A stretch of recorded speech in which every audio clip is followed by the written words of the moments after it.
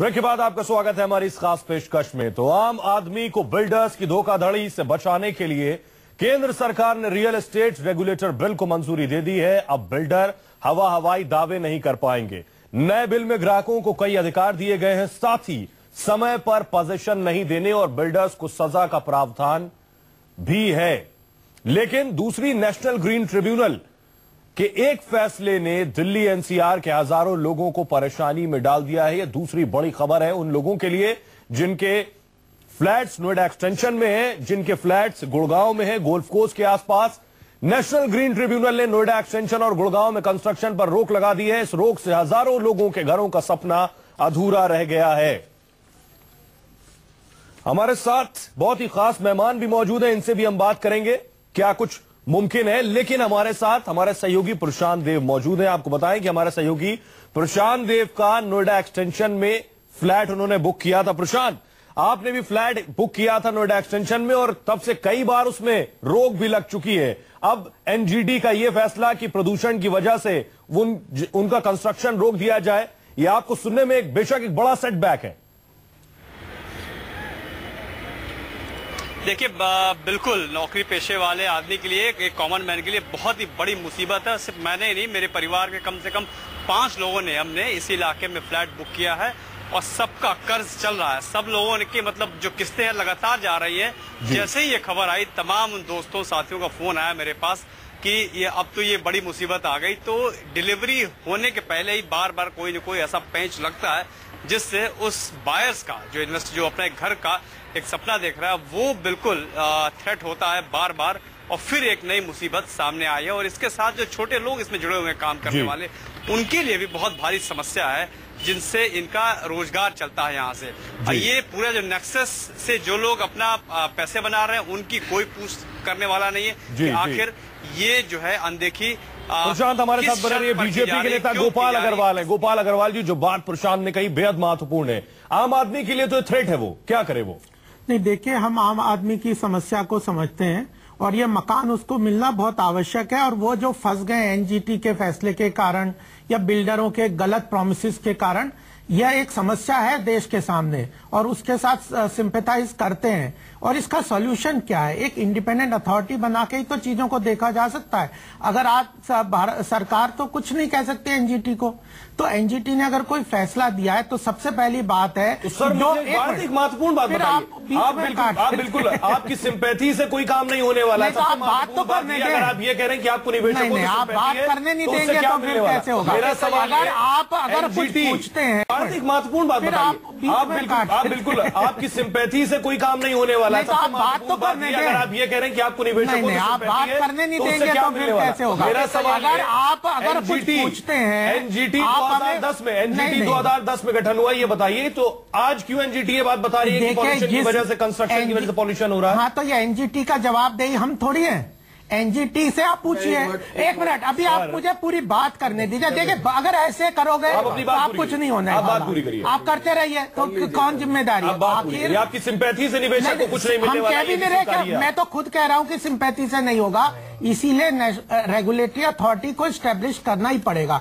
आखिर जब बिल्डर्स ने यह प्रॉमिस किया या जो कानूनों का उल्लंघन किया, या लोकल नोएडा अथॉरिटी को देखना चाहिए था या गुड़गांव की अथॉरिटी को देखना चाहिए था कि क्या ये बिल्डर्स जो वहां पे लोगों को प्रॉमिस कर रहे हैं, उस वक्त उन्होंने नहीं देखा। जिम्मेदारी उनकी है, उनको यहां बुलाइए। आज आप हमसे पूछ रहे हैं ये बात, हम उनके साथ सिंपैथाइज कर सकते हैं। और आज आगे हम क्या कर सकते हैं, भाजपा की सरकार क्या कर सकती है, उसके लिए रेगुलेटरी अथॉरिटी और रेगुलेटरी बिल लाए हैं ताकि आगे ये ना हो। लेकिन जिसके परपिट्रेटर है, नोएडा अथॉरिटी है या गुड़गांव की हुडको है, हुडा है, इनको पूछना चाहिए। और ग्रीन ट्रिब्यूनल ने जो डिसीजन लिया, आपने अपनी बात रख ली, बहुत टाइम दिया, आपने अपनी बात रख ली। मेरा सवाल परमिंदर जी आपसे है कि India's constitutional provision of article 21 के दायरे में आता है एनजीटी। क्या आलोक अग्रवाल अपनी जिम्मेदारी से बच सकते हैं? कहे कि एनजीटी पर हमारा कोई अधिकार नहीं, एनजीटी ने अब डिसीजन दिया है। जब कंस्ट्रक्शन शुरू हुआ था उस वक्त एनजीटी ने क्यों नहीं निर्णय दिया? देखिए, सबसे पहले तो मैं ये आपको बताना चाहता हूं इस चैनल के माध्यम से पूरे देशवासियों को कि एनजीटी अपने आप में एक जुडिशियल बॉडी है, वो एक अपने आप में रेगुलेटरी बॉडी है। उसको आप विलेन की तरह पेश कर रहे हैं, ये थोड़ा सा दुर्भाग्यपूर्ण लगता है जी। क्योंकि जो बिल्डर्स ने गलती की है, जो उससे संबंधित उसको जो मॉनिटरिंग करनी चाहिए थी गवर्नमेंट को, उसने जो गलती की है उसको ऐसे लग रहा है हम चैनल पे बैठ के जैसे एनजीटी को हम विलेन की तरह पेश कर रहे हैं। और अगर हम इस तरीके की बॉडी को हम इस तरीके से ब्लेम करेंगे तो मैं समझता हूं कि इस देश में कानून का राज समाप्त हो जाएगा। जहां गोपाल अग्रवाल जी जो कह रही हैं, मैं इनकी बात से इत्तेफाक नहीं रखता, क्योंकि इनका कहना यह है कि रेगुलेटरी बॉडी होनी चाहिए। आपने अभी जो नया जो रियल एस्टेट रेगुलेटरी बॉडी आपने जो लाए हैं, उसमें आपने जो बिल्डर्स को मॉनिटरिंग करने के लिए, उसको एक दहशत होने के लिए, कानून का पालन कराने के लिए जो एक डर होता है कानून में, वो आपने समाप्त कर दिया। तो आपने बिल्कुल इस तरीके से एक पक्षी को बिना पंख के उड़ाने के लिए छोड़ दिया है। आप इस चीज से अपने आप को बचा नहीं सकते। आप किसान की जमीन को बिना कानूनी तरीके से अधिग्रहण करते हैं। कोई आपका कहीं कोई ऐसा, आप सेंट्रल गवर्नमेंट में आप लैंड एक्विजिशन की कमेटी में भी हैं, और मैं बिल्कुल इस मंच के इस चैनल के माध्यम से आपको ये बता देना भी चाहता हूं कि ये सिर्फ एक्विजिशन होने के समय से ही गड़बड़ होती है। ये सिर्फ बायर्स और बिल्डर्स एक हमारे लिए बड़ा इशू फिलहाल ये समस्या ही वहां से डिसीजन। बेशक रेगुलेटरी बॉडी अपना काम करेगी वक्त पर, लेकिन एनजीटी का डिसीजन फिलहाल निवेशकों के लिए एक बड़ा धक्का है। जो बात आलोक बिल्डर द्वारा समस्या की हुई, कम से कम फिलहाल आम आदमी के लिए जिसने निवेश किया उसके लिए तो एनजीटी आपने 3 साल का समय दिया कि हम बायर्स को 3 साल के समय में ये आपको फ्लैट दे देंगे। आप उस 3 साल को 6 साल में ले गई हैं। आपने पॉल्यूशन जो 3 साल में करना था उसको डबल कर दिया। तो इट मीन्स ये हुआ कि एनजीटी ने तो अपना काम किया है। एनजीटी के सामने जो फैक्ट आए हैं उसको उसका निर्णय है, आप उसकी अपील करें। लेकिन यहां समस्या क्या होती है, यहां बिल्डर्स दोषी है, यहां सरकार दोषी है, यहां मॉनिटरिंग अथॉरिटी दोषी है। स्टेट गवर्नमेंट आप जवाब देंगे। स्टेट गवर्नमेंट की जिम्मेदारी है कि दोषी तो दरअसल आप है नहीं, और स्टेट गवर्नमेंट दोषी नहीं। जो फंडामेंटल में अभी परमिंदर जी ने कहा कि लैंड एक्विजिशन करना, क्योंकि हमें कहीं ना कहीं अपनी जो पड़ोसी स्टेट है, हमें कहीं ना कहीं वहां से भी कुछ प्रैक्टिस उठानी चाहिए। जैसे अगर आप हरियाणा में जाएं तो वहां लैंड एक्विजिशन नाम मात्र के लिए है। दूसरा तरीका सिर्फ ये है कि आप या तो किसानों से जमीन सीधे खरीद सकते हैं या फिर आप उनके साथ में कोलैबोरेशन कर सकते हैं। तो कहीं ना कहीं आप इस बात को देखते हैं, समझते हैं कि जो लोग ये डेवलपर बन रहे हैं और जो आगे जाके इनसे कोलैबोरेशन कर रहे हैं, उनके फंडामेंटल्स क्या हैं। क्या अंशुमन शर्मा जी एक सवाल का जवाब दीजिए। बिल्डर्स के हक की आप बात करेंगे, क्या वजह है बिल्डर्स में डर नहीं है? प्रोजेक्ट्स वो जरूर एक के बाद एक तैयार कर रहे हैं, उनको परवाह नहीं है कि वो कब तक पोजीशन देंगे, उन्हें मतलब भी नहीं है कि कब तक पोजीशन देंगे वो। ये निवेशकों की चिंता है, क्योंकि हर महीने उनकी किस्त जाती है, इसलिए टेंशन वो पाले हुए हैं। बिल्कुल बिल्कुल, मैं इस बात पे वहीं आना चाहूंगा। जब जमीनें इतनी आसानी से मुहैया कराई जाएंगी डेवलपर्स को, जब वो उनके खुद के पैसे नहीं लगेंगे प्रोजेक्ट्स में, उनकी अकाउंटेबिलिटी सेट नहीं होगी, उनकी रिस्पॉन्सिबिलिटी सेट नहीं होंगी, तब तक इस तरह की चीजें बार बार होती रहेंगी। जिस दिन ये लैंड एक्विजिशन करना और ये सब अथॉरिटीज इस तरह की चीजें बंद करेंगी और डेवलपर खुद जाके अपने खुद के पैसे हार्ड अर्न मनी लगाएगा, उसके बाद ये समस्याएं कहीं ना कहीं कम होंगी, क्योंकि उसका खुद का पैसा भी उसमें लगा होगा। और ये मॉडल हमें कहीं ना कहीं रिकंस्ट्रक्ट करना पड़ेगा। सबसे सरल उपाय है अथॉरिटी की ईमानदारी। जिस दिन ये अथॉरिटी, डेवलपमेंट अथॉरिटी ईमानदार हो जाए, ये सारी समस्याओं का निदान हो जाएगा। सुहेल, ये जहां जो शुरुआत से लेकर अंत तक, जिस दिन मैप सैंक्शन होता है और जिस दिन उसको कंपाउंडिंग का प्लान बनता है, इतने करोड़ों रुपए के ब्राइब जाते हैं कि वो, और इतने वायलेशन होते हैं कि आम आदमी जब सही में उसके सामने मैप मिल जाए और देखे कि वो क्या हो रहा है, कितना बड़ा स्विमिंग पूल था और क्या हो गया, कितना बड़ा क्लब था क्या हो गया, कितना बड़ा ओपन एरिया था बाद में क्या हो गया, कितना बड़ा ग्रीन बेल्ट दिख रहा था बाद में क्या हो गया, तो उसको लगेगा कि अरे यार क्या होता है।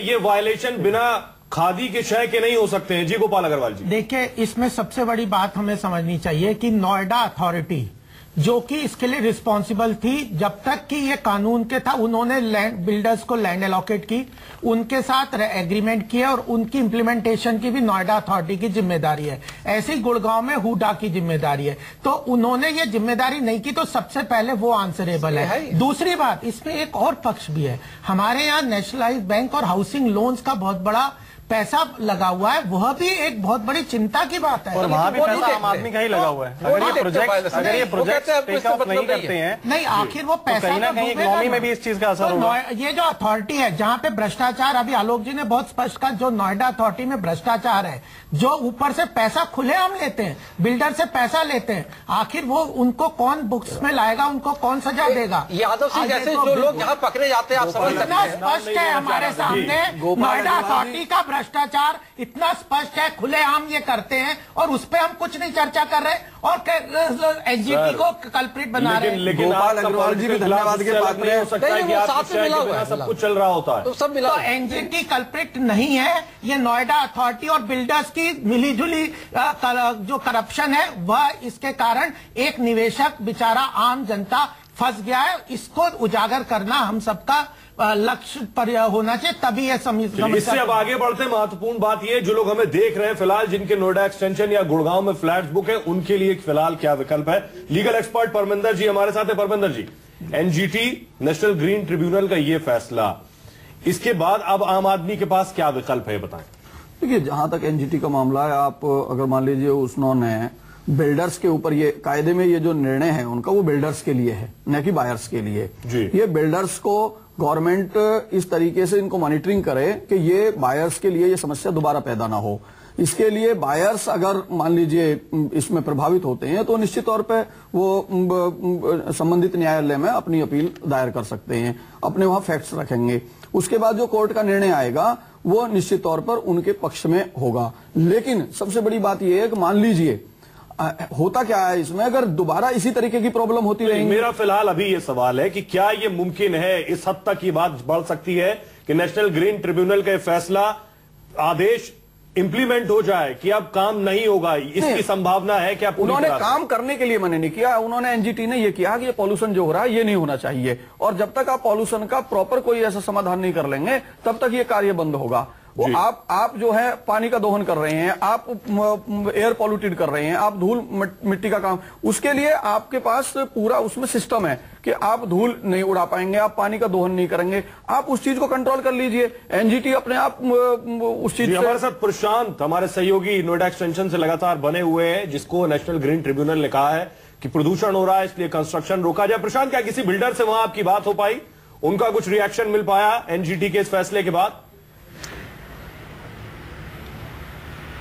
देखिए, अभी तो रिएक्शन बिल्कुल तुरंत नहीं मिल पाया, लेकिन उनके साथ काम करने वाले लोगों से जो हमने बात की, उनका कहना यही है कि फिलहाल धीरे धीरे काम यहाँ पे रोका जा रहा है, लेकिन जो आदेश आया है उसकी पूरी गाइडलाइंस बहुत लोगों को यहाँ पे पता नहीं है, ये भी एक बहुत बड़ी समस्या है। और जो बात अभी कोई एक एक्सपर्ट कह रहे थे, सबसे बड़ी समस्या नोएडा अथॉरिटी के उस भ्रष्टाचार की है, जो उनकी मिली भगत से यहाँ पे सारा सब कुछ करने की छूट दे दी जाती है, और उसी का नतीजा है कि ये बात कोई नई नहीं है कि ये प्रदूषण हो रहा है, इसको कैसे कवर करके यहाँ पे कंस्ट्रक्शन किया जाए, किस किस्म के पानी का इस्तेमाल किया जाएगा, ये कोई नई बात नहीं कि एकदम अचानक से आ गया और बिल्डरों को ये सब कुछ पता नहीं है।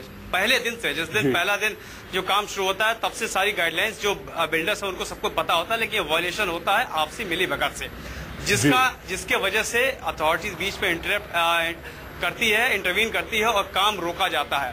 तो इसमें ग्रीन ट्रिब्यूनल का एक तरीके से इंटरवीन करना कोई बहुत गलत बात नहीं है, उन्होंने बिल्कुल सही समय पे किया। लेकिन सवाल यह है कि इन बिल्डरों को ये इजाजत किसने दी इस तरह का वायलेशन करने की?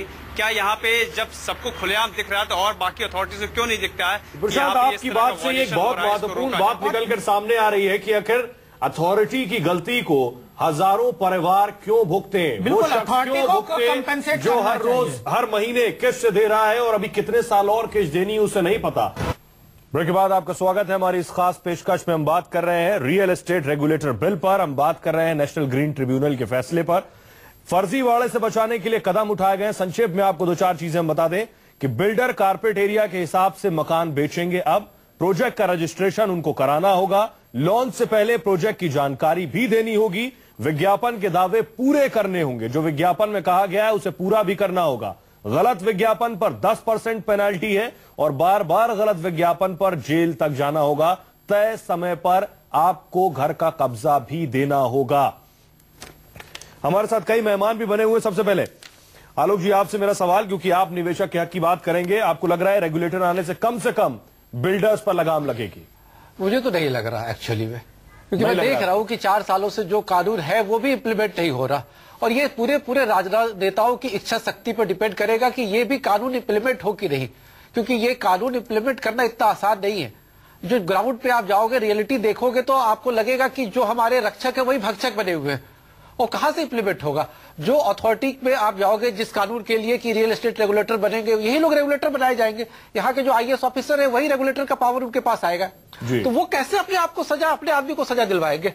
क्या अरे भाई हाँ हमने गलती किया तो हमारे आदमी को सजा दे दो। अंशुमन शर्मा जी, भक्षक ही जब रक्षक बनेगा तो आखिर सजा कैसे मिलेगी? सोहेल देखिए, कहीं ना कहीं जो शुरुआत है वो कंस्ट्रक्टिव हमें देखनी होगी, पॉजिटिव हमें देखनी होगी, और हर लिहाज से इस रेगुलेटरी बिल में कंज्यूमर के हितों का ध्यान रखते हुए इसको बनाया गया है। बहुत सारे इसमें क्लॉजेज हैं इस तरीके के, और इम्प्लीमेंटेशन जो है वो हमेशा उस प्लानिंग को कंट्रोल में आएंगे। बिल्कुल कंट्रोल में आएंगे। मैं इस बात को बिल्कुल पॉजिटिवली सोच रहा हूं और समझ रहा हूं और देख भी रहा हूं इम्प्लीमेंट होते हुए। कहीं ना कहीं कंज्यूमर्स को भी उनके हकों के बारे में पता चलना, उनको उस चीज के बारे में अवेयर होना बहुत जरूरी है, जिससे कि वो इन सब चीजों का अपने हित में इन सब चीजों को यूज कर सके।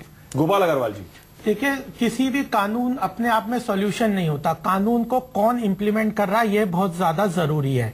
अगर नोएडा अथॉरिटी जैसे भ्रष्ट लोग रहेंगे, उनकी तरह की ऐसी अथॉरिटी रहेगी तो यह ओवरलुक करेंगे और यह मिली भगत में गड़बड़ होगी और एक गरीब कमजोर इंसान एक मिनट वो उसी की समस्या होगी। एक इंडिपेंडेंट रेगुलेटरी अथॉरिटी चाहिए, कानून ही केवल नहीं होगा, एक इंडिपेंडेंट रेगुलेटरी अथॉरिटी है जो ओवरसी करेगी कि जो चीज कानून है वो प्रॉपर इंप्लीमेंट होगा। तो यही एक रास्ता आगे के लिए लगता है। वह सक्सेसफुल होगा या फेलियर होगा ये तो समय बताएगा, लेकिन एक ईमानदार इंडिपेंडेंट रेगुलेटरी अथॉरिटी जिस क्षेत्र में आई है वह क्षेत्र आखिर उन्नति पे गया। मैं तो उनको यही कह रहा हूं सर कि राजनेता अगर चाह लेंगे तो सारी अथॉरिटी तो ब्यूरोक्रेट्स की है। नहीं सर, कोई ब्यूरोक्रेट नहीं है, सब जहाँ जाइए सारे राजनेता है।